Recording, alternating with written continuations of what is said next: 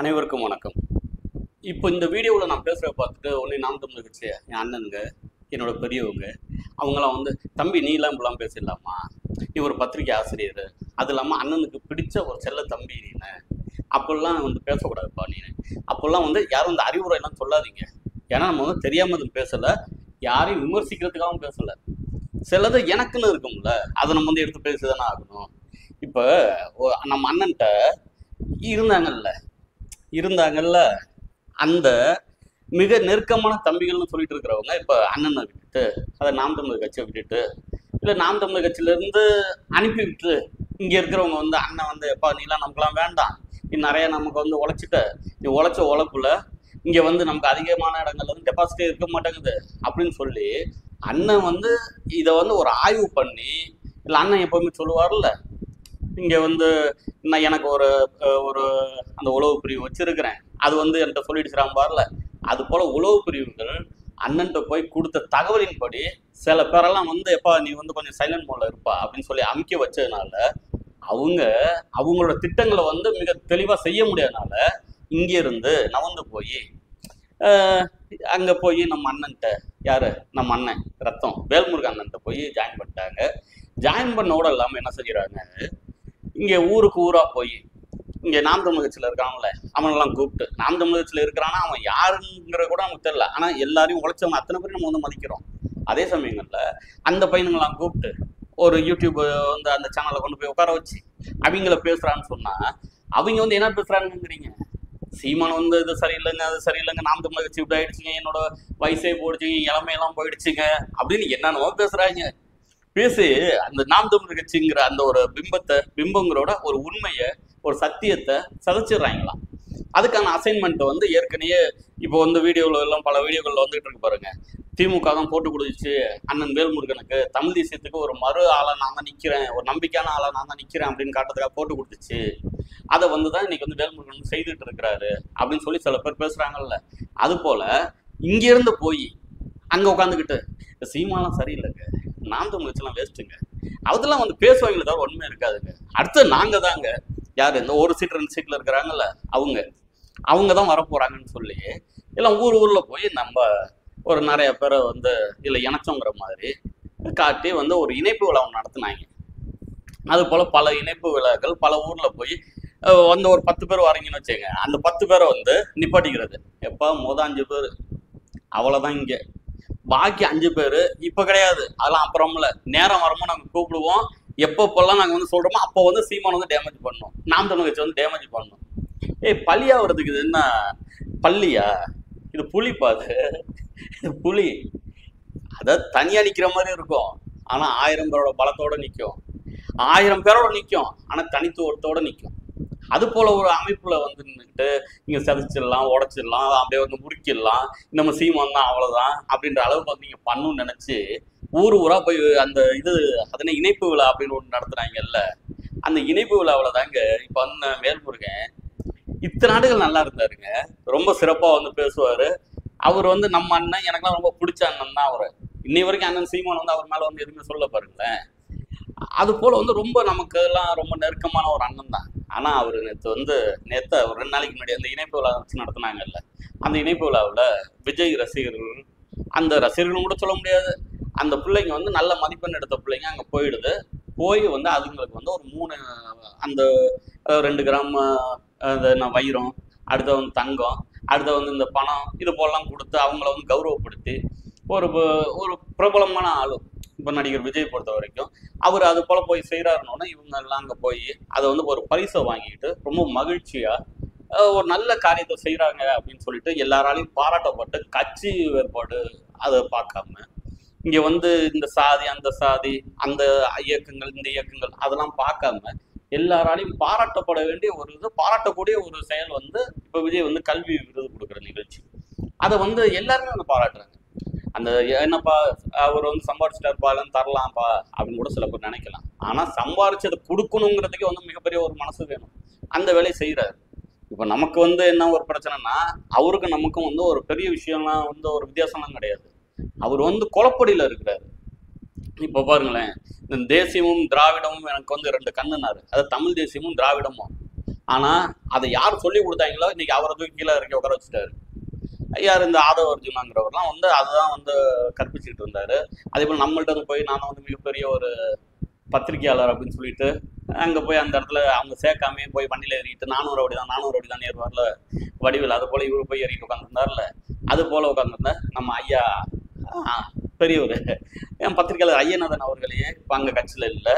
இப்போ வந்து பல நிகழ்வுகள் வந்து அங்கே நடந்துகிட்டு தான் இருக்குது. அப்போ இப்போ நாம் தமிழர் கட்சிக்கு அதுக்கு வந்து என்ன வித்தியாசம் அப்படின்னு பார்த்தீங்கன்னா, அதுதான் அந்த வித்தியாசங்கிறது என்னன்னு பார்த்தீங்கன்னா அந்த குழப்படி தான் அவங்களுக்கு, வேற எதுவுமே கிடையாது. அவங்க வந்து ஏற்கனவே ஒரு 10-15 எம்எல்ஏ வச்சு அங்கெல்லாம் வந்து மணல் திருட்டாங்கிறதையோ, இல்லை மலையை வெட்டி வச்சுட்டாங்கன்னோ, இல்லை சாராயம் கடத்திக்கிட்டு இருந்தாங்கிறதோ, இல்லை இவங்க ஆட்சிக்கு வந்ததுக்கு அப்புறம் தான் ஏற்கனவே இருந்த ஆட்சியோட அதிகமாக வந்து பப்புங்கள்லாம் வந்து நிறைய இருந்தது கொடுத்துட்டாங்க, பார்கள் வைக்கிறதுக்கு வந்து அனுமதி கொடுத்துட்டாங்க, எங்கே பார்த்தாலும் குற்றங்கள் அதிகமாக நடக்குது அப்படிலாம் சொல்றதுக்கு வந்து தமிழக அதனால் வெற்றி கழகம் அதுக்கெல்லாம் அந்த ஒரு தார்மீகத்தை யாருமே வந்து சொல்ல முடியாது. நம்மளும் அதெல்லாம் சொல்லல. நம்ம அவர் வந்து சில விஷயங்கள் பண்றது, அவரோட பேச்சுகள் இதெல்லாம் வந்து தான் நமக்கு வந்து ஒரு முரணா இருந்துச்சு தவிர வேற எதுவும் நமக்கு முரண் இல்லை. ஆனா நம்மள்ட போனவங்க சொல்லுவாங்கல்ல, ஒட்டு மொத்தமா இங்க தாண்டா இருந்திருக்கு அப்படிம்பாங்கல்ல, அது போல ஒட்டு மொத்தமா இருந்தது எல்லாம் அங்க போயிடுச்சு போல இருக்கு. போனோம்னா ஏற்கனவே எங்களுக்கெல்லாம் ஒரு பழக்கம் உண்டுங்க. இங்க ஒரு முன்னெல்லாம் வந்து இந்த போலாம் சினிமா தேட்டர் இருக்காதுல்ல, அது போல தேட்டர்ல வந்து பாத்தீங்கன்னா அந்த சீட்ல வந்து மூட்டை பூச்சி இருக்கும். நாங்கெல்லாம் ரஜினி ரசிகர், படத்துக்கு பார்த்துட்டு அங்கேருந்து வரும்போது எங்க அப்பா சொல்லுவார், அப்ப சினிமா தேட்டருக்கு போயிட்டு சட்டை பேண்ட் எல்லாத்தையும் கழட்டி அங்க வெளில போட்டோடா, அந்த மூட்டை பூச்சி வந்து இங்க வந்து உள்ளுக்குள்ள வந்துரும்ல இருக்கு, அது நிறைய பெருக்கிருந்தா அப்படிம்பாரு. எனக்கு அப்ப கூட என்னடா இவரு அப்படின்னு சொல்லிட்டு அந்த இது நினைச்சு வச்சுட்டு அதுக்கப்புறம் போனோம்.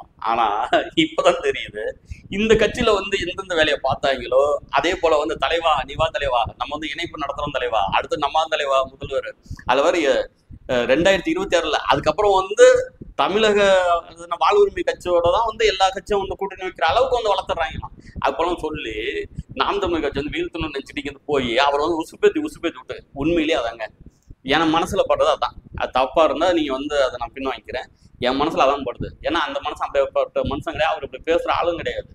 இவங்க உசுப்பேத்தி நீங்க வந்து இப்போ நம்ம டைம்லைன்ல இருக்கணும், நம்ம வந்து இப்பெல்லாம் பேசணும் தலைவா அப்படி இப்படின்னு சொல்லி அவரை ரொம்ப உசுப்பேத்தி விட்டதுல அவர் இங்க இருந்து போய் வந்து சம்பந்தம் இல்லாம பேசுறாரு. அது வந்து அது போலாம் அவரெல்லாம் பேசக்கூடாது.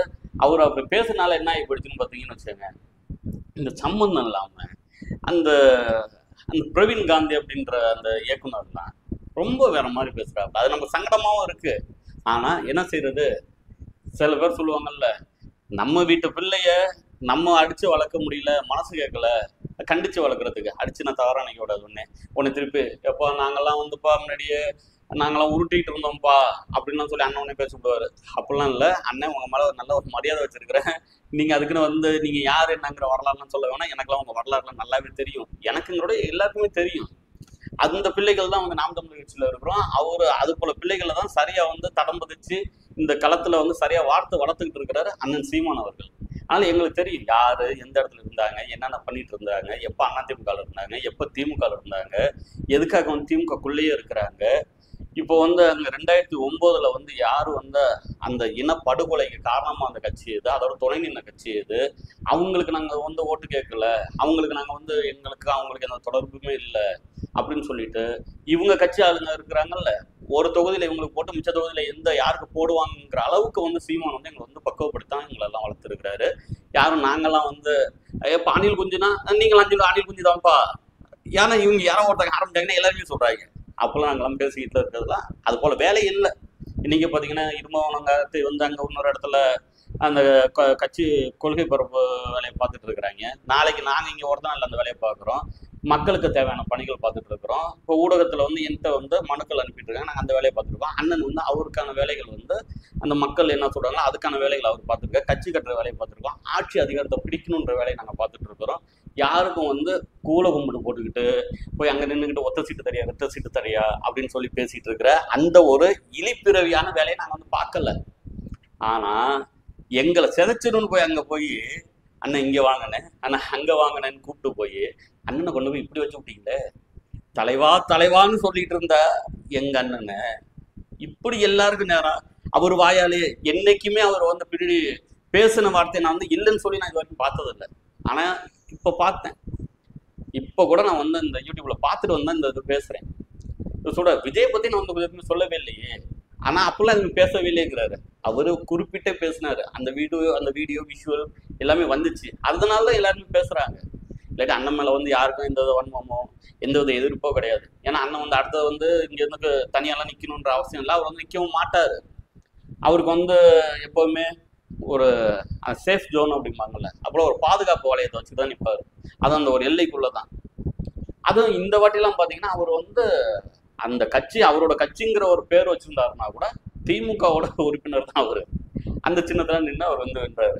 அவரை கொண்டு போய் வந்து இதை கேட்குமா எனக்கு எப்படி தெரியுமா இருக்கு, இந்த கவுண்டமணி சொல்லுவாங்கல்ல, இந்த சூரியன் படம்னு நினைக்கிறேன், அவர் பேசும்போது சொல்லுவாரு அந்த காமெடியில, ஓ அங்க இணைப்பு விழாவா, நானா வரணுமா அந்த பூமிதி திருவிழாவுக்கு, வெரி டெலிகேட் பொசிஷன் அப்படிங்கிறாப்புல. இன்னும் எப்படி இருந்த அண்ணன் டெலிகேட் பொசிஷன்ல கொண்டாந்து விட்டுட்டீங்களே எங்க ராசாக்களா. அதை விட்டு எங்க அண்ணன் இயக்குனர், யார் இயக்குனர், நம்ம இயக்குனர் வந்து பேசிட்டு நீ காலைல அவர் ஒரு பேட்டி கொடுத்துருந்தாரு, அதெல்லாம் சொல்லுங்க, அப்பெல்லாம் கிடையாதுங்கன்னு. இதெல்லாம் பார்க்கும்போது எனக்கு ரொம்ப வருத்தமா தான் இருக்குது.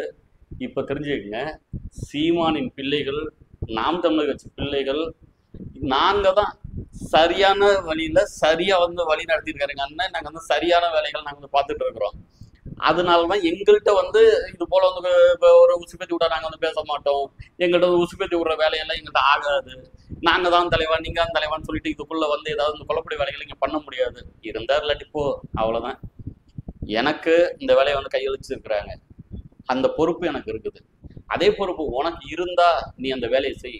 இல்லையா நீ பாட்டு விட்டுட்டு போய் ஏதாவது ஒரு கட்சி இருக்கும், அந்த கட்சியில போய் இங்க கூத்தாடின்னு பேசிட்டு அடுத்த வந்து எங்களோட சின்ன தளபதி, இளைய தளபதி அப்படின்னு சொல்லிட்டு அடுத்த வாரிசா வந்துட்டு இருந்த நம்மளோட அண்ணன் உதயநிதி ஸ்டாலின் அவர்கள் அந்த இடத்துல கூட போய் நின்றுட்டு, ஆனா வந்து அது போல வேலைகள்லாம் நாம் தமிழ் கட்சியில செய்ய முடியாதுங்கிறதுனால தான் நாங்க வந்து இவங்களை அனுப்பணும். அவங்க அந்த வேலையை தான் பார்த்துட்டு இருக்கிறாங்க.